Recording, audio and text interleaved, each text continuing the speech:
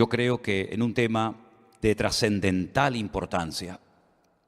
Hoy a la mañana predicaba a través de las redes sociales, a través de Zoom, a nuestra iglesia en Colombia. Había un grupo precioso, tuvieron un grupo de alabanza, un tiempo de alabanza muy lindo, y les compartía algo de lo que voy a leer y compartir con ustedes en esta tarde. Segunda de Corintios capítulo 12. Pablo abre su corazón y cuenta algo que le está sucediendo. Si él no lo hubiera contado, nunca hubiéramos sabido este problema, entre comillas, que él estaba atravesando. No sabemos durante cuánto tiempo tuvo este aguijón o esta espina, como también se traduce en otras versiones, pero vamos a leer el porqué de este sufrimiento en relación a lo que hablábamos el jueves. ¿Cuáles son tus puntos fuertes y cuáles son tus puntos débiles? Leamos la palabra de Dios en 2 de Corintios 12:1. Aunque van a ver que él está hablando como si fuera de otra persona, en tercera persona, es él el que está contando una experiencia como si fuera otro hombre. Ciertamente no me conviene gloriarme, pero vendré a las visiones y a las revelaciones del Señor. Conozco a un hombre en Cristo, es él, que hace 14 años, si en el cuerpo no lo sé, si fuera del cuerpo no lo sé, Dios lo sabe, fue arrebatado hasta el tercer cielo, es decir, hasta la misma presencia de Dios.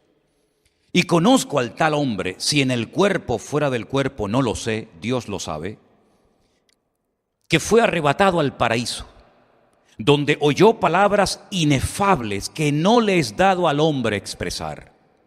De tal hombre me gloriaré, pero de mí mismo en nada me gloriaré, sino en mis debilidades. Sin embargo, si quisiera gloriarme, no sería insensato, porque diría la verdad. Pero lo dejo, para que nadie piense de mí más de lo que en mí ve u oye de mí. Y para que la grandeza de las revelaciones no me exaltase desmedidamente, me fue dado un aguijón en mi carne, un mensajero de Satanás que me abofetee, para que no me enaltezca sobremanera. Respecto a lo cual 3 veces he rogado al Señor que lo quite de mí. Y me ha dicho, bástate mi gracia, porque mi poder se perfecciona en la debilidad. Por tanto, de buena gana me gloriaré más bien en mis debilidades, para que repose sobre mí el poder de Cristo. Por lo cual, por amor a Cristo me gozo en las debilidades, en afrentas, en necesidades, en persecuciones, en angustias, porque cuando soy débil, entonces soy fuerte. ¿Cuántos dicen amén? Qué experiencia, ¿no? Qué experiencia tan tremenda. Estuvo en la misma presencia de Dios, en lo que él llama el tercer cielo o el paraíso, es lo mismo. Y dice que allí vio y escuchó cosas que el Señor nunca le permitió compartirlas. Ni con su palabra cuando visitaba las iglesias, ni en las cartas, sino que cuenta por encima la experiencia, pero que sin lugar a dudas tuvo que ser algo realmente tremendo. Cuando el jueves hablamos acerca de la importancia de reconocer nuestras debilidades, nuestros puntos débiles, yo quisiera dejar bien claro que una cosa es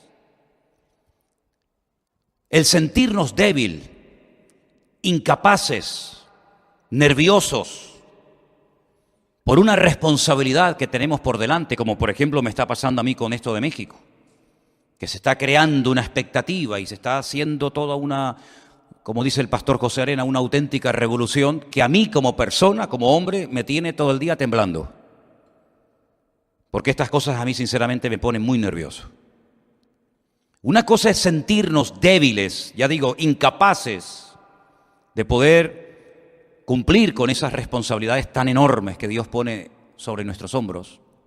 Y es bueno sentirse así, porque así no pierdes el contacto con la tierra y no te crees bajo ningún concepto que todo lo puedes y que todo lo sabes y que no hay nada que no puedas superar. Eso es una cosa. Y otra cosa muy diferente es el tema de las debilidades, en las cuales tenemos que trabajar mucho para que se conviertan con el paso del tiempo, con la ayuda del Señor, en puntos fuertes. Amén, hermanos. Si no mezclemos una cosa con otra, porque no tienen nada que ver. Los puntos débiles de nuestra vida no debemos de ocultarlos. Primeramente porque el Señor los conoce. Y como dijimos el día jueves, si esos puntos débiles no los reconocemos y se los entregamos al Señor, son auténticas amenazas en nuestro camino. Es como entrar en un terreno lleno de minas. En cualquier momento puedes salir por los aires porque no sabes dónde está el explosivo. Y ocultar los puntos débiles de nuestra vida. Permítame ponerles el ejemplo de cuando Faraón en Egipto dio un edicto que dijo que tenían que matar a todos los niños pequeños, lanzarlos al río Nilo para que se ahogaran. Dice la Biblia que una familia ocultó a su hijo durante 3 meses. Y estoy hablando nada más y nada menos que de Moisés. Es imposible ocultar a un bebé. En algún momento llora, en algún momento hace ruido. Y cualquier madre que ya hubiera tirado al río o lo hubieran tirado al río a sus hijos, al ver a la vecina con su hijo escondido, probablemente te podría delatar y decir, ¿por qué yo tengo que experimentar este dolor y tú tienes el gozo y la alegría de poder tener a tu hijo escondido? Pues en cierto sentido, tratar de ocultar los puntos débiles es como decía el salmista, ¿dónde huiré de tu presencia? ¿Dónde me esconderé de tu Santo Espíritu? Ya que todo Dios lo ve, lo conoce y lo sabe perfectamente. Es absurdo intentar ocultar nuestros puntos débiles, porque cuanto antes los reconozcamos y los confesemos, pidiéndole ayuda al Señor, antes podremos superarlos y vencerlos en el nombre del Señor. Tratar de ocultar un punto débil, una debilidad de nuestra carne, de nuestro carácter, de nuestra forma de ser, es como intentar ocultar un cadáver en casa. Tarde o temprano el olor va a salir por todas partes y es imposible ocultar la vida de un cadáver en casa. Los puntos débiles huelen a muerte, los puntos fuertes huelen a vida. Y la Biblia habla acerca de la carne, y cuando habla de la carne habla del ego, habla de lo que somos nosotros, de lo que éramos y practicábamos y creíamos y hablábamos y nos dominaba antes de conocer a Cristo. Gracias al Señor que ahora somos nuevas criaturas en Cristo Jesús, Señor nuestro. Las cosas viejas pasaron, he aquí todo es hecho nuevo. Pero el cristianismo no se vive con un cuerpo glorificado. El cristianismo, la vida cristiana no se vive sentado en el cielo, sino con los pies en la tierra y con el mismo cuerpo que teníamos antes de conocer al Señor. Y en ese cuerpo manchado por las cosas de este mundo, este cuerpo de barro, de polvo y ceniza, como decía el patriarca Abraham, es donde muchas veces todavía quedan reminiscencias de nuestra antigua vida y muchas veces pues salen a la luz. Y es lo que yo quiero en esta tarde hablar acerca de los puntos débiles. ¿Sabéis que hay más de 30 versículos en la Biblia que hablan acerca de las debilidades humanas? Y me llama muchísimo la atención que la Biblia no presenta a los hombres de Dios, a los hombres y a las mujeres, como personas que nunca fueron tentadas, que nunca tuvieron debilidades, que todo lo que hacían les salía bien, sino más bien todo lo contrario. El Señor no oculta el pecado de Adán y Eva. Podía haberlo pasado por alto, pero no lo hace. La Biblia dice que oyeron la voz de Satanás, le creyeron, le obedecieron y perdieron su comunión con Dios por desobediencia. Y la Biblia lo dice. La Biblia no oculta el asesinato de Caín. La Biblia no oculta la envidia y los celos de los hermanos de José cuando lo quieren matar, pero por la gracia de Dios se salvó y fue esclavo durante muchos años en Egipto. La Biblia no oculta las triquiñuelas de Jacob, tratando de obtener la bendición a toda costa, ¿verdad? Si hay que engañar al padre, se engaña, si hay que hacer lo que sea, se hace con tal de obtener la bendición. La Biblia no oculta el pecado terrible de David, ni su adulterio, ni cómo mató al marido de la mujer con la cual se acostó. La Biblia no oculta las debilidades de Salomón, que por cierto todos sabemos cuáles eran, ¿verdad? La Biblia no oculta que Pedro negó al Señor, ni que Lot era un pelele y él estaba dominado por sus hijas, y aunque él lo pasaba mal en Sodoma y Gomorra con tal de tenerlas contentas, era capaz de renunciar a su comunión con Dios y separarse de su tío Abraham con tal de tenerlas a ellas contentas. La Biblia no oculta la debilidad de Judas, que dice que era una persona que robaba la bolsa extraía el dinero y finalmente terminó traicionando al Señor por unas pocas piezas de plata. La Biblia no oculta que uno de los compañeros de ministerio de Pablo, Demas, lo abandonó, pero no para irse con otro ministerio o para congregarse en otra iglesia o para servir al Señor en otro continente o de otra manera, sino que se fue al mundo. La Biblia no oculta el pecado de Alejandro el calderero, que dice que le causó muchos males al apóstol Pablo estando en la prisión. En otras palabras, la Biblia es un libro que refleja la carnalidad de los hombres y también su santidad. La Biblia no oculta que eran hombres de carne y hueso como nosotros, hasta el punto que Santiago dice de Elías. Fíjense, el gran profeta Elías dice que era un hombre sujeto a pasiones semejantes a las nuestras. Un hombre que se desanimaba y deseó morirse. Y de hecho le pidió al Señor: quítame la vida, ya no aguanto más. La Biblia no oculta que aquel grandísimo profeta llamado Jeremías, que predicó en Jerusalén jugándose la vida y que recibió todo tipo de humillaciones, estuvo en cárcel, fue azotado, etc. La Biblia no oculta que hay un momento en el que dice: no predico más. Total, ¿de qué sirve hablar? ¿De qué sirve amonestar? ¿De qué sirve advertir al pueblo de su pecado? Si nadie se convierte, nadie cambia, todo sigue igual o peor. La Biblia no oculta que se hartó y le dijo al Señor: ya no aguanto más. Aunque dice que mientras callaba, un fuego de Dios ardía en sus entrañas, porque sabía que Él era la voz de Dios que tenía que hablar en Jerusalén. Es decir, todos y cada uno de los personajes de la Biblia tuvieron sus puntos débiles, y tampoco la Biblia oculta que aquel grandísimo hombre de Dios que llegó a estar en el paraíso, que estuvo en la presencia de Dios viendo cosas que en la Biblia no se cuentan y oyendo cosas que no se le permitió contar, Dios permitió que llegara a su vida una espina, un aguijón, algo que le mantenía con los pies en la tierra, y dice que el propósito de ese aguijón era para que no me enalteciera sobremanera. En otras palabras, Pablo está diciendo claramente que si no hubiera tenido este aguijón, si no hubiera tenido esta limitación, probablemente hubiera caído en arrogancia, en orgullo, en exaltación desmedida de su persona. Y uno dice: ¿cómo es posible? Pablo, un hombre que habla del fruto del Espíritu, que habla del amor, de la paz, de la paciencia, de la benignidad, un hombre con tanta experiencia, un hombre tan usado, un hombre tan bendecido, con unas experiencias tremendas, un hombre que conoció al Señor de una forma espectacular, tuviera tendencia con estas experiencias sobrenaturales y genuinas de Dios al orgullo, al enaltecimiento. Pues ahí está, más claro agua. No vamos a tratar de explicar en qué consistía este aguijón o espina en la vida de Pablo, porque ¿para qué? Si ni siquiera él, que es el protagonista de esto, cuenta y dice exactamente de qué se trataba. Comenzamos a leer todo tipo de opiniones en los comentarios, que si era esto, que si era aquello, pero eso no es lo realmente importante. ¿Qué más da lo que era el aguijón de Pablo? ¿Qué más nos da a nosotros?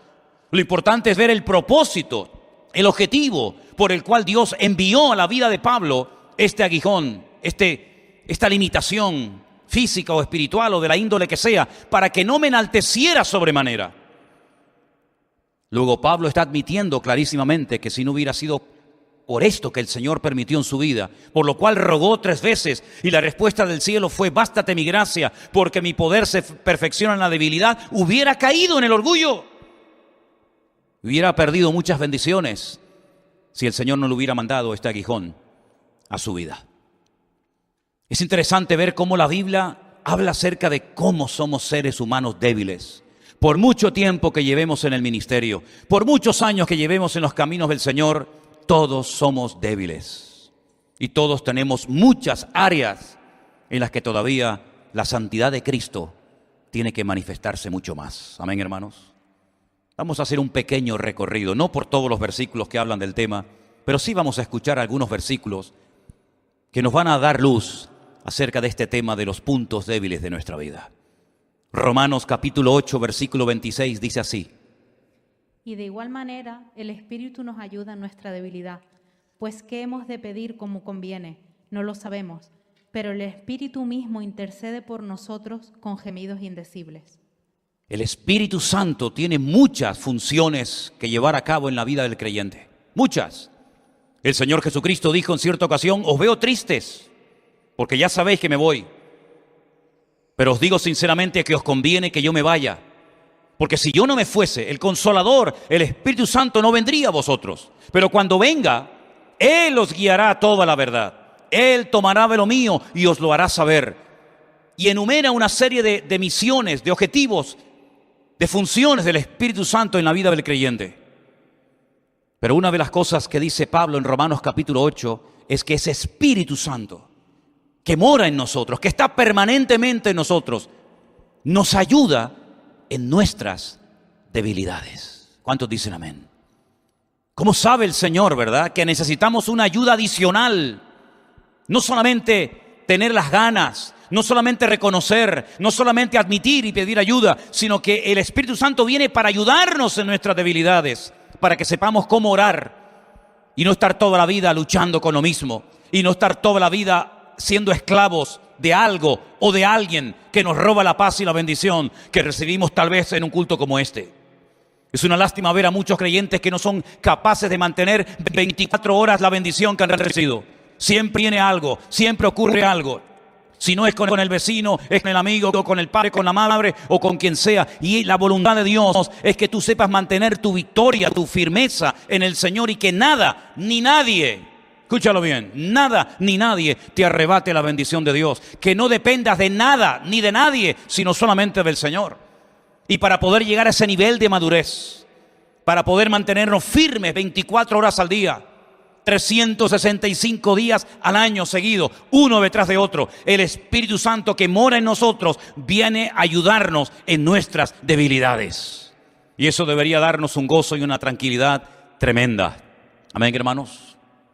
Romanos 14:1 nos habla de un tipo de creyentes que existen, como por ejemplo este. Recibid al débil en la fe, pero no para contender sobre opiniones. Débil en la fe. Qué triste, ¿no? Ver personas débiles en la fe. Cuando la fe es algo tan importante que dice que sin ella es imposible agradar a Dios. Pues hay personas sí que tienen fe, pero es muy débil. No es una fe madura, no es una fe robusta. Es una fe que depende a veces de emociones, de sentimientos, de circunstancias. Y la Biblia dice, bueno, hay débiles en la fe. No entren a pelear, no entren a discutir sobre opiniones. Pues recíbanlo y traten de ayudarlos lo mejor posible. Espero que no haya ningún débil en la fe en esta tarde entre nosotros, ni en sus casas, sino que todos tengamos, como dijo el Señor de aquel hombre, grande es tu fe. En todo Israel no he encontrado un hombre con tanta fe como este hombre, ¿se acuerdan? También en Romanos capítulo 15, versículo 1, nos dice la palabra así. Así que los que somos fuertes debemos soportar las flaquezas de los débiles y no agradarnos a nosotros mismos. Ahí hay dos tipos de creyentes, los fuertes y los débiles. ¿A qué grupo perteneces? ¿Con quién te identificas? ¿Con los fuertes o con los débiles? Si dices con los fuertes, pues dice aquí que los fuertes deben de soportar las flaquezas de los débiles y no agradarnos a nosotros mismos. Y si eres del grupo de los débiles, pídele al Señor que salgas de ese grupo lo antes posible y que formes parte de los fuertes y maduros en el nombre del Señor. Tenemos por otra parte un versículo precioso que es un consejo a las personas que son débiles, a las personas que han caído y tropezado, a las personas que han perdido su estabilidad y firmeza en el Señor. Hebreos 11:34. Apagaron fuegos impetuosos, evitaron filo de espada, sacaron fuerza de debilidad, se hicieron fuertes en batalla, pusieron en fuga ejércitos extranjeros. No era ese el que yo decía, pero está bien, sí. El capítulo 11 del libro de Hebreos es extraordinario porque habla de cosas que se lograron hacer en la historia gracias a la fe. No todos hicieron lo mismo. Hay gente que tiene fe o tuvo fe para ir a la guerra y vencer a los enemigos del pueblo de Dios. Pero hay gente que tuvo fe para aguantar sufrimiento y torturas y adversidades. La fe nos ayuda para tantos y tantos aspectos de la vida. Y dice que hubieron personas que sacaron fuerza de la debilidad porque clamaron y se refugiaron en el Señor. Pero en la carta a los Hebreos, en el capítulo 12, verso 12, que es el versículo que es un consejo, dice: por lo cual, levantad las manos caídas y las rodillas paralizadas. Las manos caídas, los que dicen, he tirado la toalla, pastor. Ya no puedo más con esto. He bajado las manos, me rindo. ya no puedo más. Las rodillas paralizadas, las que ya no quieren avanzar, los que ya no quieren caminar, han tropezado tantas veces, han hecho tanto tipo de promesas, han decidido después de un mensaje tomar una decisión por el Señor y luego no la han cumplido, no han permanecido en el Señor, que dice que a esta gente que ya ha bajado las manos y que tienen ya las rodillas paralizadas, hay que levantarlos y decirles adelante, todavía queda mucho camino por recorrer. Le pasó a Elías, le pasó a Pedro, le pasó a tantas personas de la historia bíblica que por lo que hicieron o no hicieron, por lo que dijeron o dejaron de decir, se sintieron fracasados, inútiles. ¿Cómo se va a sentir Pedro después de haber negado al Señor 3 veces? No era la mejor noche, no era el mejor día de su vida. Fue el día malo para Pedro. Fue el día en el que no fue capaz de decir, sí, yo soy un discípulo de Cristo. Yo he visto al Señor glorificado en el monte y he visto cómo se le presentó un día a Moisés y Elías. Sí, yo lo he visto. ¿Cómo voy a negar eso? ¿Y cómo voy a negar que yo fui uno de los que repartían panes y peces a enormes multitudes cuando yo sabía que no teníamos recursos para que las multitudes se saciaran? ¿Cómo voy a negar eso? ¿Cómo voy a negar que un día entró a mi casa y oró por mi suegra y la fiebre desapareció al instante? ¿Cómo voy a negar yo que caminé con mi Señor por encima de las aguas? Pues lo negó, no sé quién es ese hombre. Y por eso dice que esa noche lloró amargamente. Y por eso el Señor, cuando resucita 3 días más tarde, le dice a una de las mujeres, dile a mis discípulos y a Pedro, porque él dice que no quiere ser más de mi grupo, a mis discípulos y a Pedro, dile que vayan a Galilea, que allí yo me voy a encontrar con ellos. Y vemos al Señor que le da una segunda oportunidad y lo restaura y lo levanta y le dice, apacienta a mis corderos. Sí, al que había negado 72 horas atrás al maestro, le dice, apacienta mis ovejas. Es decir, no sigas en ese estado de frustración y de amargura y de tristeza, porque yo todavía puedo usar tu vida poderosamente. Y aquel que le dijo, si no veo las llagas, si meto mi dedo en sus llagas y en su costado no creo, a ese también el Señor se le apareció. Y tantas personas de la Biblia que fracasaron y cayeron en su debilidad, pero que el Señor los restauró, porque nuestro Dios no solamente es un Dios que salva, sino un Dios que restaura a los que han caído y han bajado las manos y tienen sus rodillas paralizadas. También nos dice en el libro de Joel algo muy interesante, y ahora vamos a dar un giro en el mensaje, porque hay un texto que a lo mejor a priori no se entiende, pero yo lo voy a utilizar y les voy a decir por qué. Joel capítulo 3, versículo 10. Forjad espadas de vuestros azadones, lanzas de vuestras hoces. Diga al débil, fuerte soy.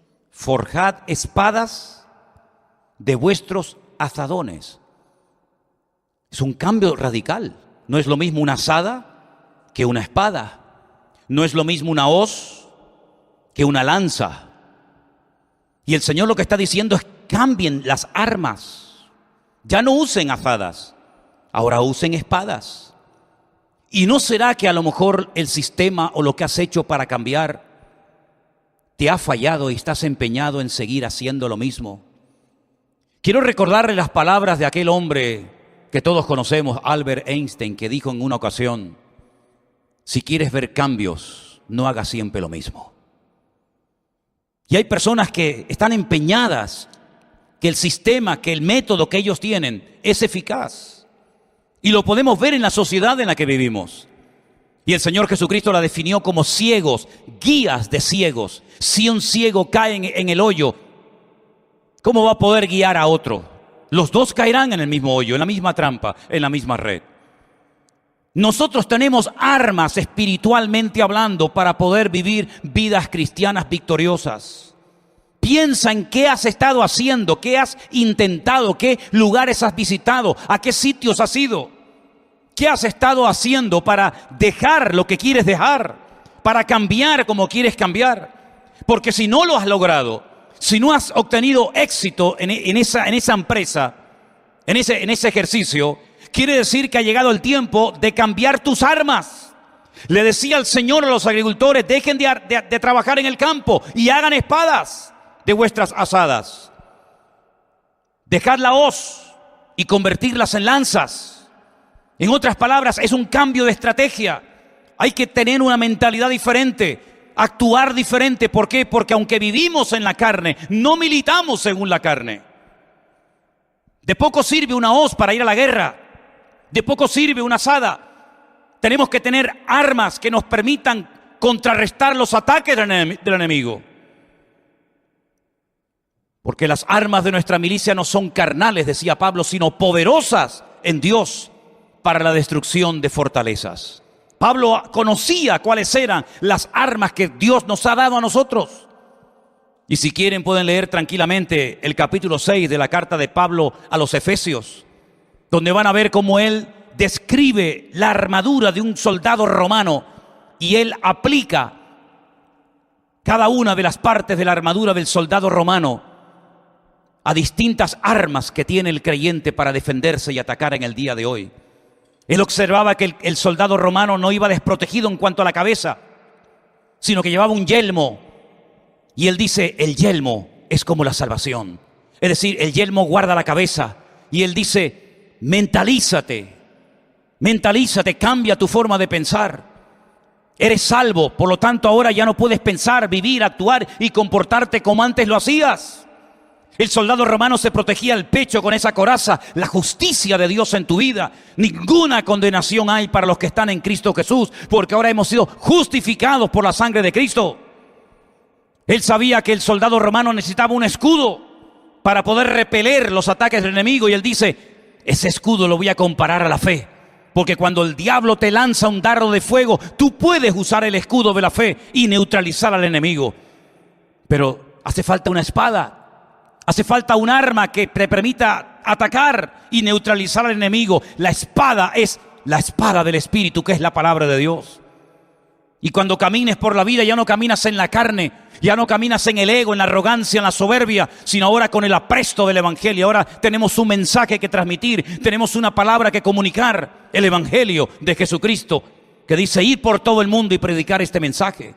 En otras palabras, el cristiano no va por la vida desprotegido. ¿Y ahora qué hago? ¿Ahora qué hago? Cada vez que tengo problemas vengo a la iglesia y cuando se me resuelven ya no vengo más. Esa no es la vida que la Biblia describe para ti y para mí. La Biblia nos enseña que es bueno congregarse. No dejéis de congregaros como algunos tienen por costumbre, dice la Biblia. Ya en el siglo I había hermanos que no le daban importancia al congregarse. Pero no es suficiente con congregarse. Tú tienes que aprender a defenderte tú solito, tú sola en casa. Cuando eres tentado, cuando eres calumniado, cuando eres perseguido. A lo mejor vives en una familia donde tú eres la única, el único convertido y se ríen de ti tus compañeros de trabajo. ¿Cómo actúo? ¿Cómo hablo? ¿Cómo reacciono? Como dice la palabra de Dios. Con esas armas, el nombre de Cristo es una de ellas, la oración es otra, la palabra de Dios es otra, y así cada una de esas armas me ayudan a vivir en victoria. Hay que cambiar las armas. Miren, por ejemplo, esta serie de fotografías que vamos a mostrarles. Esa era un arma muy poderosa hace siglos, la famosa catapulta. Hoy en día sería ridículo ir a la guerra con una catapulta. O con esta otra arma que ven ustedes ahí, sí, que podía matar, hacía mucho daño, la ballesta, pero son armas muy antiguas. Esas armas hoy en día están en un museo, son reliquias que la gente va a visitar. Esas catapultas que lanzaban piedras, esa bola con pinchos que utilizaban en el campo de batalla, en el cuerpo a cuerpo, tuvieron su momento, pero sería ridículo hoy en día mandar a un soldado a la guerra con estas armas. No tiene ningún sentido, están caducadas, ya no funcionan. Nadie va a la guerra con este tipo de armamento. Antes sí, tuvieron su momento, tuvieron su lugar, cualquiera daría lo que fuera por tener cosas como estas. Pero hoy en día hay otro tipo de armas. Comparen eso con una catapulta. Comparen eso con una catapulta. Robots que son capaces de ir a lugares donde no hace falta ni que vaya el ser humano, lo teledirigen para que vaya y dispare. Miren qué misiles que pueden viajar miles y miles de kilómetros a otros continentes y hacer una destrucción terrible. Miren qué armamento. Queridos hermanos, hay armas antiguas y armas modernas. Y en el mundo espiritual ocurre exactamente lo mismo. Cuando tú no conocías al Señor, tenías tus métodos, tenías tus ideas para defenderte, para protegerte, pero no puedes seguir aplicando, no puedes seguir viviendo con aquellos métodos hoy en día tu vida cristiana. ¿Qué hacías antes cuando alguien te criticaba? ¿Qué hacías antes cuando alguien te insultaba? ¿Qué hacías antes cuando alguien te miraba mal? ¿Qué arma utilizabas? ¿El amor? ¿La paciencia? ¿La misericordia? ¿La oración? ¿La bendición? ¿Seguro? ¿Utilizabas el impulso de tus puños, las palabras de tu boca? Sabe Dios qué armas utilizábamos nosotros, ¿verdad? Pero ahora, aunque andamos en la carne, aunque estamos en este mundo, no militamos, no ejercemos en el ejército de este mundo, sino que ahora cuando recibimos ataques y presiones de todo tipo, de arriba, de abajo, incluso hasta de hermanos en Cristo, porque no solamente son los problemas que vienen de la calle, a veces también vienen desde adentro, y se levantarán de entre vosotros, dice la Biblia, falsos profetas y falsos apóstoles y falsos hermanos. Por supuesto que sí, siempre lo ha habido y siempre lo sabrá. Pero ¿cómo reaccionamos ahora ante todo eso? Con armas diferentes, con armas espirituales, con lo mismo que hacía el Señor cuando le insultaban, que no devolvía otra maldición. Dando ejemplo, comportándonos de una forma distinta y diferente, llevando todo a la oración, a la presencia del Señor y poniendo todo en sus manos, sabiendo que Él es nuestro mejor abogado. ¿Cuántos dicen amén? Si no aprendemos a vivir así, si no queremos defendernos a nosotros mismos, estaremos perdiendo el tiempo y seremos otra vez víctimas de nosotros mismos. Porque dicho sea de paso, el mayor enemigo que nosotros tenemos somos nosotros mismos. Las armas que el Señor nos ha dado son armas poderosas que en el mundo espiritual tienen un efecto destructivo. Fíjate cuando oramos al Señor. Estamos orando por personas de otros continentes, personas que nunca hemos visto su rostro, pero que la oración que no conoce fronteras es capaz de llegar hasta ese hospital, hasta esa casa y tocar a ese joven en esa cárcel o en esa circunstancia difícil en la que se encuentra. Y es un arma tremendamente poderosa que viaja de continente a continente, de país en país, y sobre todo cuando va ungida y respaldada por la palabra y por el nombre de Cristo. Esas son las armas que tenemos nosotros hoy en día. Antes, cuando tal vez no teníamos dinero, cuando no podíamos pagar las deudas, cuando nos echaban del trabajo, cuando no te pagaban lo que te habían prometido pagar, ¿verdad? Agarrabas al jefe por el cuello, le insultabas, lo querías denunciar, le querías pegar. Pero sin embargo ahora tenemos las promesas de Dios. Y en esas promesas el Señor nos dice: yo soy tu pastor y nada te faltará. Nada te faltará. Y a veces nos enfadamos con las personas. Y es como cuando nos golpeamos con el martillo un dedo. ¿Le ha pasado alguna vez a ustedes? ¿Alguna vez te ha pasado? Como duele, ¿eh? ¿Qué sentido tiene que insultes al martillo? ¿Qué sentido tienes que llames de todo al martillo? El martillo es simplemente el instrumento. Pero el que se ha hecho daño eres tú, utilizando ese instrumento. Y a veces no sabemos interpretar las cosas que ocurren. Pensamos que es el jefe que la tiene tomada conmigo, o el vecino de arriba. Pero ni una hoja de un árbol se cae sin permiso de Dios. Y cuando ocurre algo es porque detrás de ese algo nuestro Dios está hablando y está tratando de enseñarnos algo. Puedes pelear con el martillo, puedes pelear con la persona, pero detrás de la persona está nuestro Dios, que es el que ha permitido que esa persona te haga o te diga lo que te hace doler. Y así como Pablo le dijo al Señor: quítame esto, y el Señor le dijo: no. Y volvió a pedírselo otra vez y le dijo el Señor: no. Y en 3 ocasiones rogó: quítame este aguijón, esta espina de mi vida. Y el Señor dijo: no te lo voy a quitar, pero te voy a enseñar algo que no has aprendido hasta ahora, y lo vas a aprender sí o sí. Que mi gracia, es decir, mi presencia en ti, es más que suficiente. Y vas a aprender a gozarte, no solamente cuando te aplauden, sino también cuando te persiguen. Y vas a aprender a gozarte, no solamente cuando hay una multitud de gente que